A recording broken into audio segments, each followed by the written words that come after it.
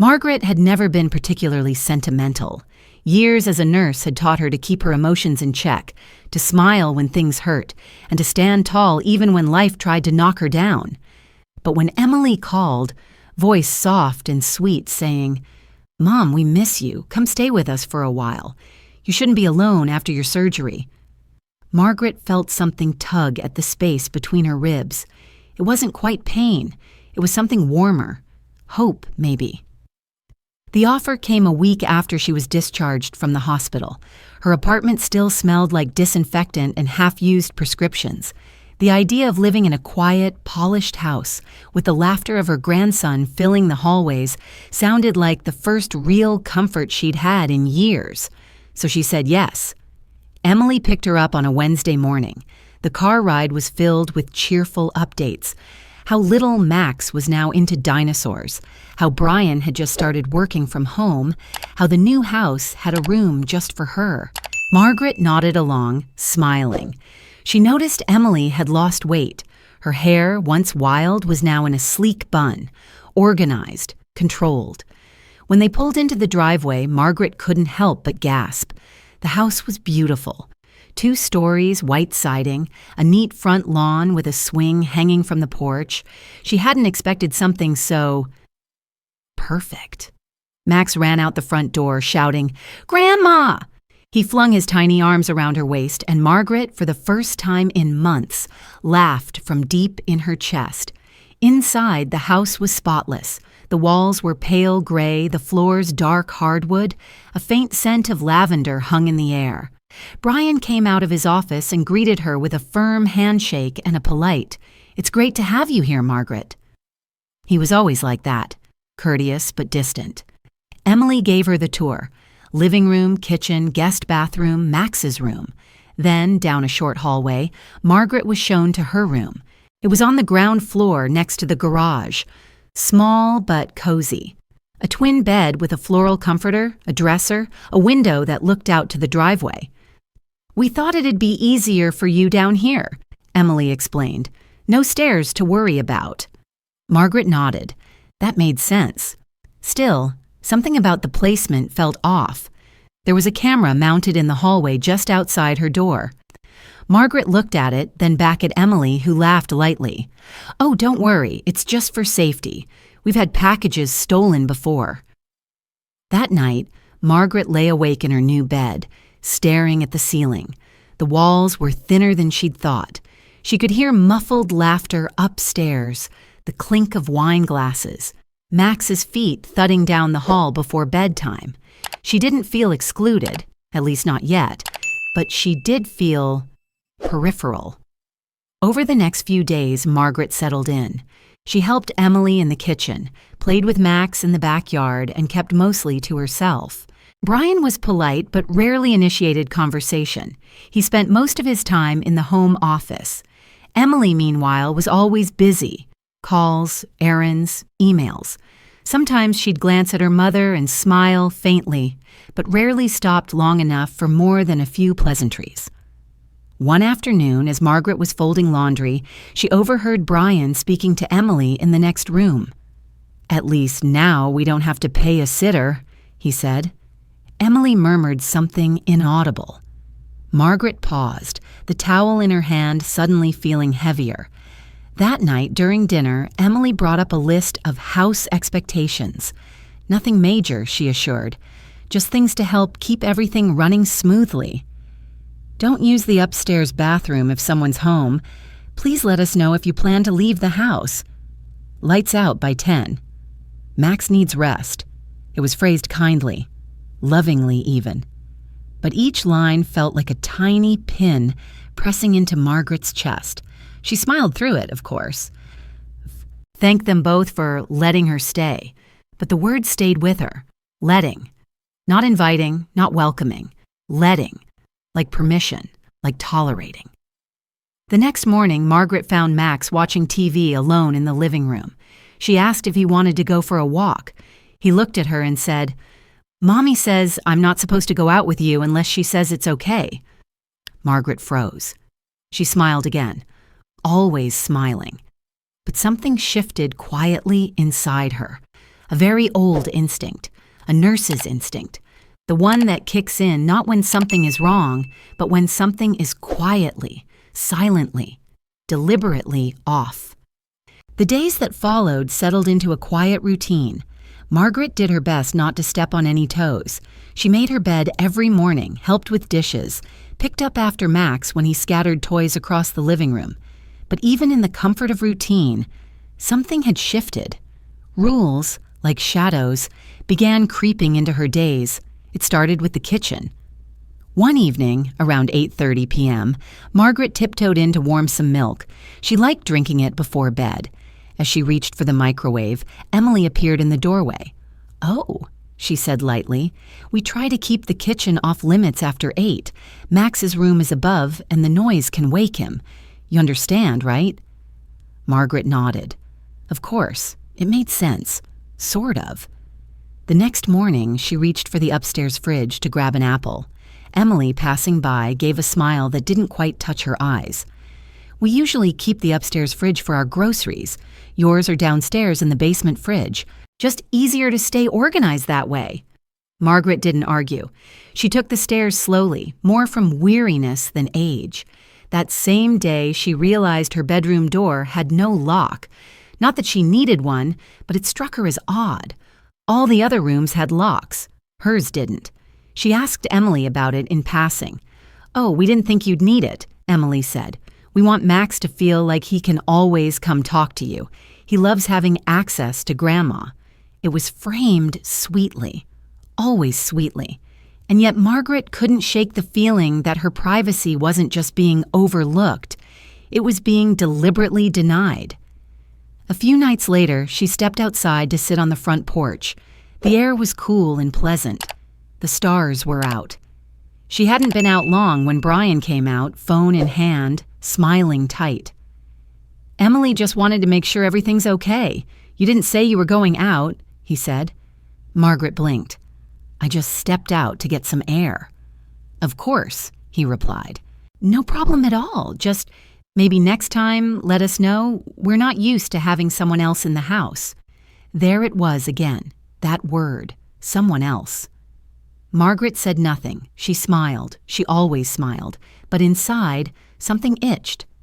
The following morning, Emily sat across from her at the kitchen table, holding a printed sheet of paper.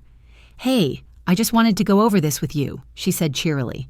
"It's not a big deal, just some simple house guidelines we thought would help." Margaret read the list.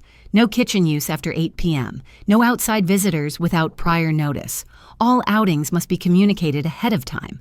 Lights out in the guest room by 10 p.m. Please avoid using the upstairs space unless invited. Do not open mail or packages that aren't addressed to you. Every rule was written in polite, neutral language. Every line dressed in the same courtesy Emily always wore. But Margaret felt the walls inching closer. She signed it. Because what else could she do? The house no longer felt warm. It felt managed.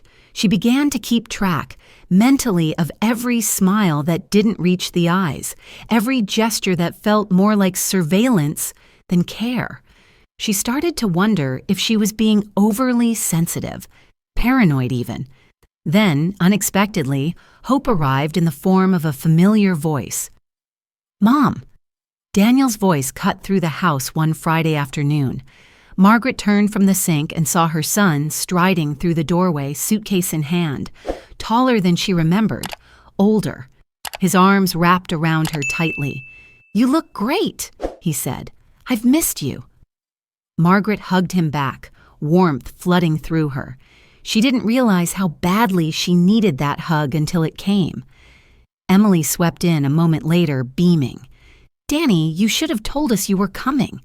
"I wanted to surprise you," he said, "and I wanted to see Mom." They spent the evening laughing over takeout.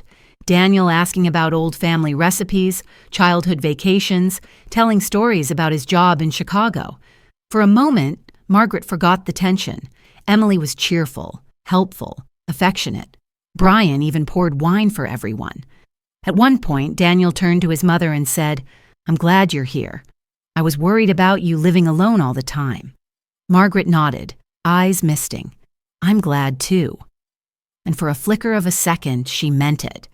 Maybe it had all been in her head. Maybe the rules, the smiles, the careful lines, they were just misunderstandings, adjustments. Maybe living with grown children came with boundaries she hadn't expected. Maybe Emily was doing her best. That night, she went to bed with a little less weight in her chest. But just before she turned out the light, she glanced at the hallway camera, its red light blinking steadily outside her door. Still watching. Dinner had been unusually cheerful that night. Daniel was still in town, and his presence seemed to shift the atmosphere. Emily had made roasted chicken and mashed potatoes, just like their mother used to.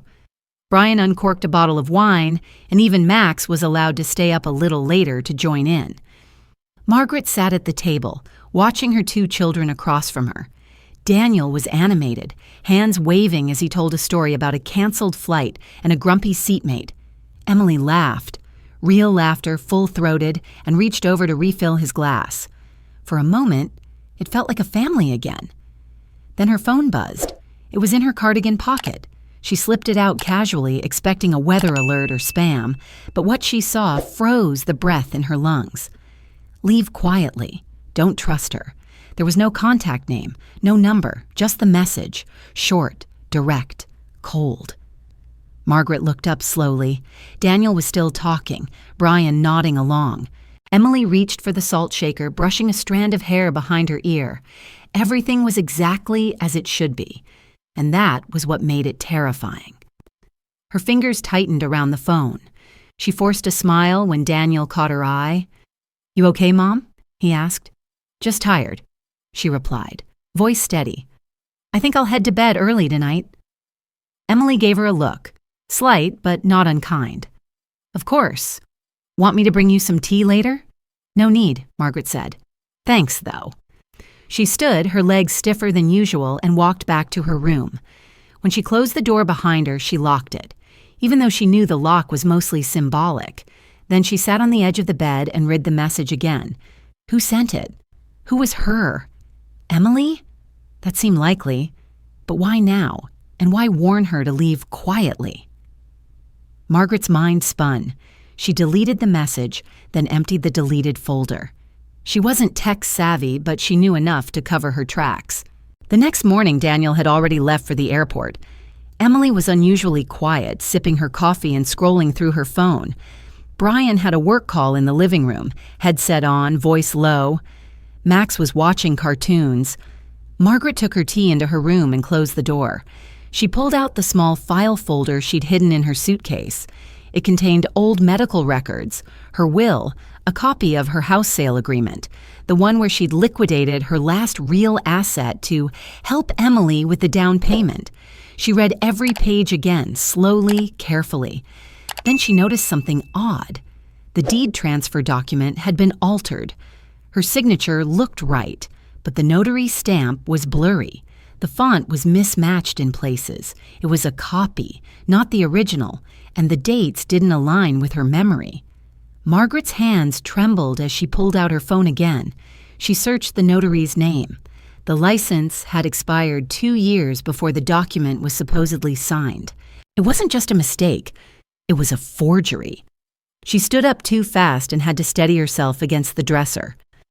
Later that afternoon, she waited until Emily had gone to pick up groceries and Max was napping. Then she quietly entered the upstairs office. Brian's laptop was open. She didn't touch it. She wouldn't risk that. But beside it sat a stack of folders. Inside one was a printout. Conservatorship request, preliminary notes. Another, elder care financial control, options by state. And beneath it all, a sticky note in Emily's handwriting. Find out if Mom has any insurance left. Brian thinks she's hiding something. Margaret closed the folder, returned it exactly as she'd found it, and went back to her room. She sat on the bed, heart pounding so hard she could feel it in her teeth. This wasn't about house rules. It wasn't about boundaries or adjustment. They were trying to take everything, not just her space, not just her time, but her legal rights, her money, her name, and they were almost ready. But someone knew. Someone had warned her, and now, finally, she believed them. Margaret had never been one for deception. She'd built a life on honesty, clear-eyed nursing shifts, direct words, open palms. But survival required a different kind of truth.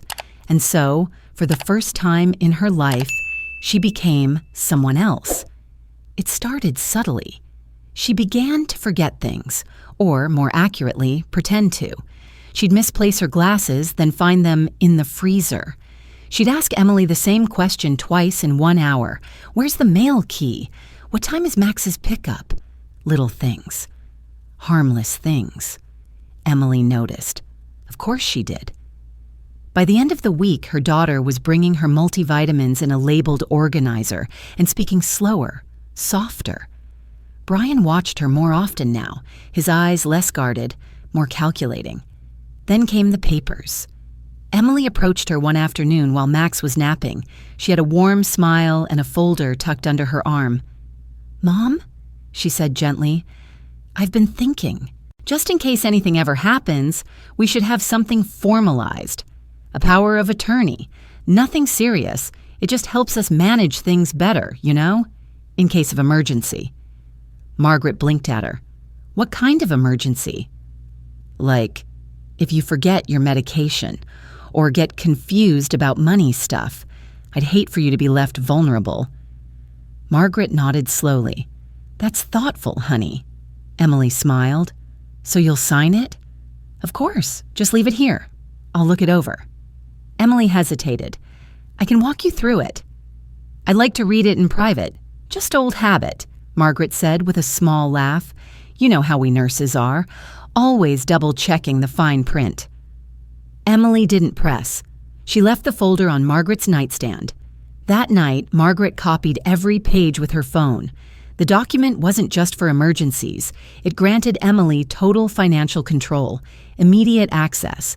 And there was a line about revocation of independent decision-making if cognitive decline is suspected.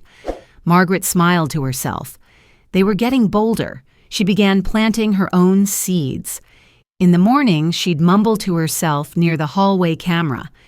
"Did I already take my pill?" She'd fumble with her keys at the front door and let them fall, twice. She stopped correcting people when they addressed her like a child. But at night, she took notes, screenshots, photos of documents, dates, and times. She kept a log in a little notebook she hid behind the old radiator in her room.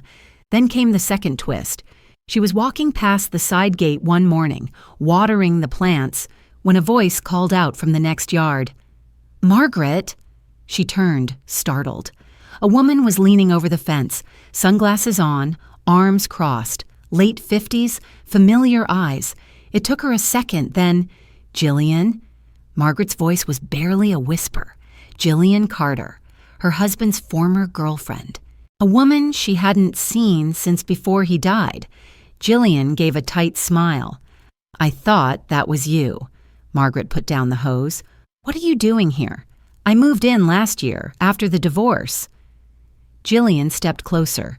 "You're staying with Emily now?" Margaret nodded. "Yes." Jillian glanced at the house. "Be careful." Margaret frowned. "Why?" "Let's just say I loaned Emily a considerable amount of money a few years ago. She never paid it back. She blocked me, then moved cities. Didn't expect me to end up 2 houses down, I'm sure." Margaret's chest tightened. "You sent the message?" Jillian nodded. "I saw her in the yard one night, talking about filing for conservatorship. She mentioned you. I figured you deserved a heads up." "Why warn me?" Margaret asked. Jillian shrugged. "Call it karma. Or maybe I'm just tired of watching her hurt people and get away with it." Margaret looked down, silent. "You're not losing it, Margaret," Jillian added. "I've been watching. You're sharper than she knows. Use it." Margaret met her eyes. "I plan to." When she went back inside, Margaret felt steadier than she had in weeks. She had allies, even unexpected ones, and more importantly, she had time. She signed nothing. She smiled more, played the forgetful old woman role to perfection. And behind the curtain, the real Margaret sharpened her knives. Margaret spent the next week orchestrating her exit like a quiet symphony. She told Emily that she'd been thinking a lot about her future and that maybe a senior community might be the better option after all. Less burden on the family, more people her age. Besides, she added with a small smile, maybe I am getting a little forgetful. Emily reacted with exaggerated concern, touching her mother's hand. You don't have to go, Mom, but if that's what you want, we'll support it. Support. That word again, like she was a project. Brian seemed relieved, nodding quietly. We'll help you tour places. Margaret thanked them both, playing the part with practiced grace. She asked for one last family dinner before she left. Something simple, a small gathering to say goodbye. Emily, ever the hostess, agreed immediately. She even offered to cook. Friday evening arrived with soft music playing from the kitchen speaker, candlelight flickering on the table, and a pot roast slowly roasting in the oven. Max had been sent to a neighbor's for a sleepover. Too late a night for him, Emily explained. Margaret came to the table dressed in soft blue, pearls at her neck, hair gently curled. She looked every bit the aging mother who had accepted her fate. Emily poured wine. Brian brought out plates. The three of them sat around the table like nothing was broken between them. Margaret let them eat for 10 minutes before she placed her fork down gently and reached into the tote bag beside her chair. I'd like to say something, she said quietly. Emily and Brian looked up. Margaret placed 3 documents on the table. The room seemed to still. The first was a notarized statement from a licensed psychologist attesting to Margaret's full cognitive capacity. The second, printed screenshots of text messages and emails between Emily and a legal firm, including drafts of power of attorney papers and references to her declining state. The third, photos of Brian entering her room, captured by Jillian's outdoor camera and verified by timestamp. Emily stared. Brian went pale. You were spying on us? Emily whispered, voice shaking. No, Margaret said calmly. I was protecting myself. Brian spoke first, stammering, Margaret, this isn't what it looks like. It looks like forgery, Margaret interrupted. Manipulation. Financial planning based on the assumption that I wouldn't notice. Emily's face flushed. You don't understand. We were just... You thought I was weak, Margaret said. You thought I'd fold like old linen, but I'm not made of lace. I'm made of stitches and steel. Silence hung thick between them. I could press charges, she continued. I could go to the police, show them the forged documents, the altered files, the intent to declare me mentally unfit. Brian sank into his chair. Emily's hands were trembling. But I won't. That pulled both their eyes back to her. I won't because I still remember the little girl who used to draw on my medical charts. The woman who held my hand at the hospital. I remember love, and that version of you, maybe she's still somewhere in there. Emily swallowed hard. Mom, I'm not staying, Margaret said simply. I've already arranged my new place. I leave tomorrow. She stood, reaching into her bag again. This time, she placed a sealed envelope on the table. It's for you, she said, in case you forget who this house really belongs to. Emily reached for it slowly. When she opened it, her face blanched. It was a certified property deed. The house, legally, was still under Margaret's name. The transfer to Emily had never been completed. Margaret had quietly rescinded it the year prior when Emily failed to refinance on her own. I let you stay here, Margaret said, not the other way around. No more words followed. Margaret left the room without anger, without drama. She packed that night in silence, folded her clothes with care, and placed her old photographs back into a small wooden box. She wrote a note before she left in the early morning hours. It sat on the kitchen counter under Emily's favorite coffee mug. I don't need revenge. I just needed the truth to stand taller than the lies. And then she was gone. The new apartment was small, but it was hers. A 1-bedroom unit on the 3rd floor of a weathered building near the coast, with sea breezes that slipped through the windows in the morning and the scent of salt water clinging to the curtains. The walls weren't freshly painted, and the tile in the kitchen had a crack running through it. But none of that mattered, because Margaret could breathe.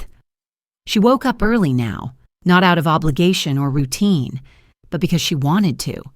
She liked the quiet hours, the moment when the world was still stretching its limbs. She brewed her own coffee the way she liked it, strong with a dash of cinnamon. She took her mug out to the narrow balcony and watched the ocean shift in color as the sun climbed higher. No cameras tracked her. No one asked where she was going. No one told her what to sign or where to be. There were books stacked by the window, a small radio on the counter, plants growing in chipped ceramic pots, her basil already thriving. She'd joined a local community group, mostly women her age, who met once a week to talk about everything and nothing. There was laughter in that room, no masks, no pretense. Sometimes at night she thought about the house, about Emily, about the girl with tangled hair and skinned knees, who once curled into her lap after nightmares. The woman who had asked for help, who said, "Just for a while, Mom, just until we get back on our feet." Margaret didn't hate her. That would have been easier. She just mourned the distance, the loss of something that should have been sacred. Once a week, a letter arrived from Daniel. Real letters with stamps and messy handwriting. He'd write about his job, the cold winters in Chicago, the barista at his local cafe who always got his name wrong. Sometimes he'd include photos. Margaret tucked them on her fridge with old magnets. He never mentioned Emily. Neither did she. Margaret didn't need closure. She didn't need apologies or explanations. What she needed, she already had. Space, peace, a place to exist without permission. One afternoon, while sorting through a box of old keepsakes, she found a school project Emily had made in second grade. A drawing of their family, stick figures holding hands, big smiles, the sun wearing sunglasses. Margaret stared at it for a long time. Then carefully, she placed it in a frame and set it on the shelf by the window, not as a reminder of what had been lost, but of what had once been real. Some afternoons she'd walk along the beach. The sand was coarse, the wind sharp, but it felt honest. Children laughed in the distance, gulls cried overhead, and waves came and went. Steady, unbothered. Strangers passed her, nodding, smiling. She was anonymous here, but not invisible. One evening, as the sky turned coral and the tide inched toward shore, she sat on a bench facing the sea. An older man beside her nodded in greeting, then returned to his paperback novel. They didn't speak. They didn't have to. The silence between them was not uncomfortable. It was shared space, mutual presence. Margaret closed her eyes and listened to the waves. She remembered the way Emily had flinched when she saw the deed, the way Brian had looked at the floor, too ashamed to speak. The silence in the house as she walked out the door with her suitcase. She had not burned bridges. She had simply stopped building them where there was no ground. Margaret opened her eyes. The ocean was still there. It always would be. She stood, brushed the sand from her coat, and began walking back toward the apartment, her steps light. And maybe, just maybe, someone watching would ask themselves, if your mother lives with you, does she feel like part of the home? Or like a guest waiting to be dismissed?